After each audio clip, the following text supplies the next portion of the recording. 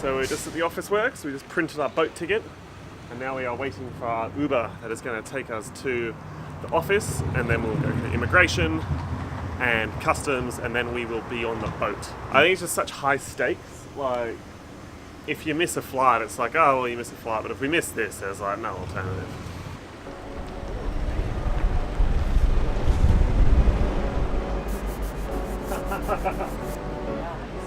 Hello, Josh. I've checked with CMA CGM and received the following. Yes, we can now see the vessel will leave Fremantle on the 19th or 20th of December. Arrival in Singapore on the 26th of December. The day after Christmas. I should have your ticket and the port agent details latest on Wednesday this week. I will follow them as soon as we get them.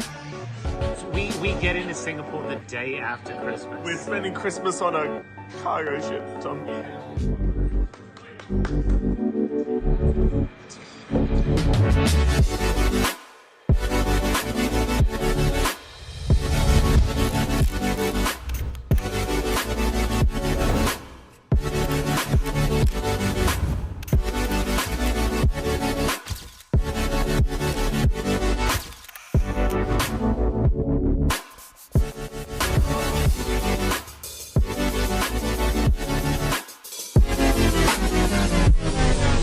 Question asked by a lot of people. Although Josh and I thought ourselves rather clever when we decided to embark on this ultimate overseas expedition, we certainly weren't the first ones to come up with this idea. There are countless blogs, articles, and even TV shows that aim to take on the exact same epic task as us. People would go from A to B on a plane, but then they'd miss all this. Race Across the World on BBC Two. Often these travellers tend to be heading in the opposite direction to me and Josh. Starting in the north, in the UK, and heading down south, travelling by train, by bus, by bike, by car, by whatever means necessary other than planes. But almost all of them seem to stop at Singapore. But why is this? Well, if you look at any map, you'll find the answer. Well, there's a 4,000 kilometre expanse of water that separates Singapore and the rest of Southeast Asia from Australia. So how do you get across this massive body of water? Well, the cheapest and the most efficient way to travel from Australia to Asia is by plane. Ladies and gentlemen, welcome aboard AirAsia X Airbus 330. With a return flight costing as little as $150 and taking a little over 3.5 hours. But that's off the table for us. We wanted to do this entire trip without taking any planes. So what other options do we have?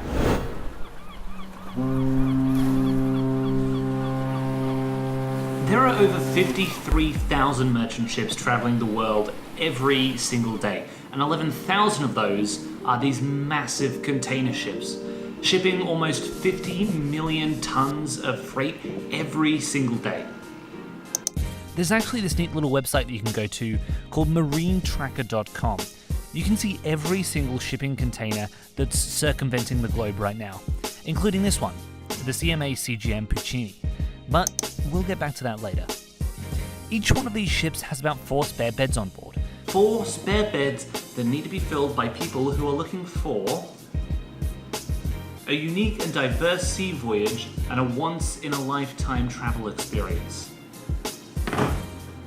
Sounds like our cup of tea. So back in mid-2018, Josh booked his passage on one of these container ships, the CMA CGM, the ship that I talked about earlier. We had to go through a medical check, we had to certify that our insurance company would send a helicopter out to the ship if one of us had a medical emergency, and we had to send over a copy of our passport. After all that, our €110 per person per night dream of sailing on a cargo ship to Southeast Asia was almost complete. Yeah, no, it wasn't exactly cheap. Then all we had to do was make sure that we were in Perth for our proposed departure date of the 11th of December 2018. Look guys, I think it's official. I think I bloody say we made it to Perth! Yeah! We did it!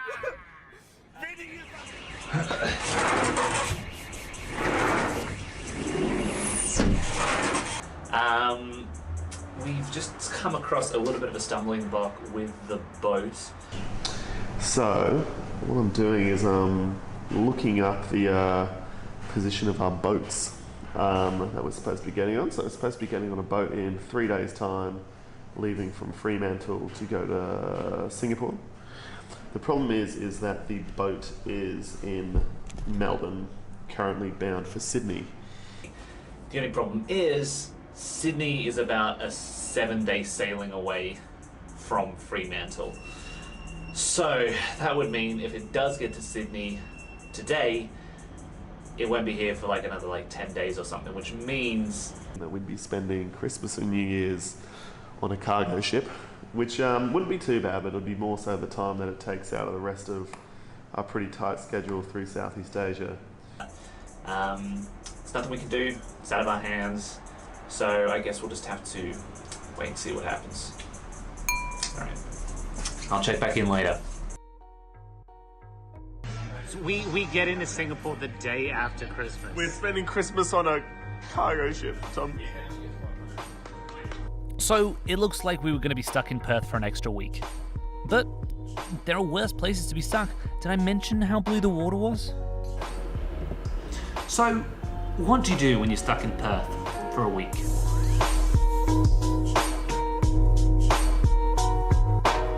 Rent bikes and go looking for quokkas on Rottnest Island. So, Rottnest Island is actually pretty expensive to get to. It can cost you anywhere from around about $45 to $100, depending on what time of the week you go. But there's one reason that I'm going to Rottnest Island, and one reason only. Welcome to Rottnest Island, home of the quokka. So Rottnest Island is actually tiny. There are no cars allowed on the island. It's exactly 19 square kilometers. kilometers squared. So the only way to really get around Rottnest Island is by bike. Rottnest Island sits just 19 kilometers off the coast of Perth and is 19 square kilometers in terms of landmass. And according to the 2016 census, only 334 people call Rottnest Island home. But the small island can receive up to 15,000 visitors at peak season.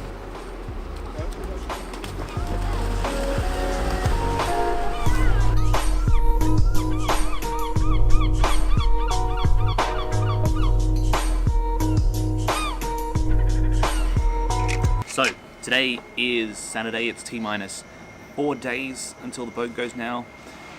It's much cooler today. Yesterday was actually one of the hottest days that Western Australia has had this entire year. One Perth suburb hit 44.5 degrees today and trains were forced to slow down in the extreme heat. Something terrible has Lifesavers happened. were on high. I got burnt to a crisp. I'm not too worried. I've got about a litre of aloe vera to moisturise my skin, and I'll also be healed today by one of Australia's oldest pastimes. Segue into the next thing to do in Perth. Dive into the local culture and see a cricket test match. So at the moment there is a test match going on in Australia between the Australian cricket team and the Indian cricket team. Although I have played cricket since quite a young age, I still don't fully understand the game, but I know somebody who does. Well, it's quite straightforward. There are two teams of 11 men each, and one side goes in, and the other side have to try and get them out. I didn't know you could play it indoors. It's not played indoors.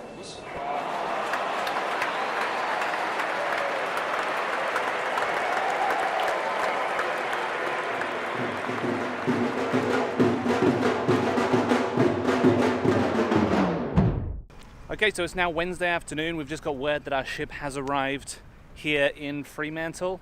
We're going to be getting on it tomorrow on Thursday, and then it's leaving Friday morning very early at around about 4 a.m. So that means that we've had to spend another night's accommodation here in the Perth Fremantle area. But since we're in Fremantle, it gives us a really great opportunity to tie in the third thing to do while you're in Perth, which is Get some food, some fish and chips. there you go. Yummy. We're talking fish.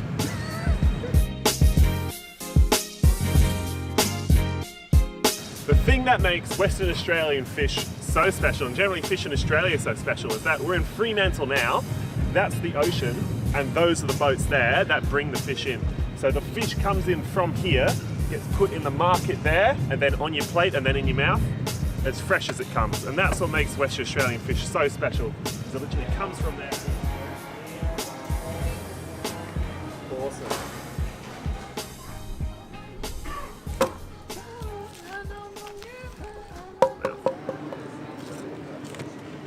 Result?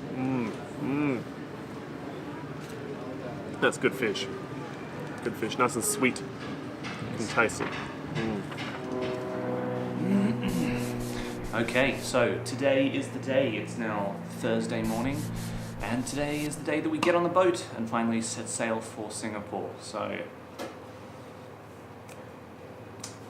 big day.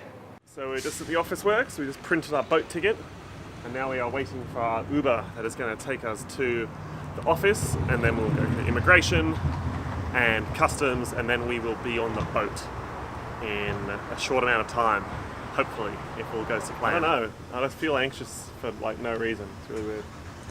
I do sometimes, but It's just going through security. Security's always kind of I think it's just such high stakes. Like, if you miss a flight, it's like, oh well, you miss a flight. But if we miss this, there's like no alternative, and we're out like $2,500 each. But like, it's so stupid. We've done everything that they've told us. Yeah. Literally to the T. That is a large ship. We're getting on one of these cargo ships. It takes us to Singapore. Very big ship over there. Huh? Very big ships. Very big ships. Plenty of room for activities. Alright, let's get on a cargo ship. So we're here at the admin, DP World Fremantle. These are the people that are going to help us get on here. We've got to go meet our liaison for the cargo ship who's going to help us go through customs, immigration, etc. So there we were after having spent an entire week delayed in Perth. We were finally about to meet our 300-meter long, 72,000-ton home for the next week. And more than that, we were about to say goodbye to our first country and literally sail across an ocean towards what? Well, we didn't really know, but we did have some predictions. Yeah, what's the question? So I've never been on a cruise before, let alone sort of like a cargo ship. What are your expectations for the boat? What do you reckon it's going to be like? Oh, I reckon it's going to be one of two things. It's going to either be like 100 out of 100, like just really lit, and we're going to have a good time on Christmas especially, or it's just going to be like 8-9 days of just the abyss and nothingness.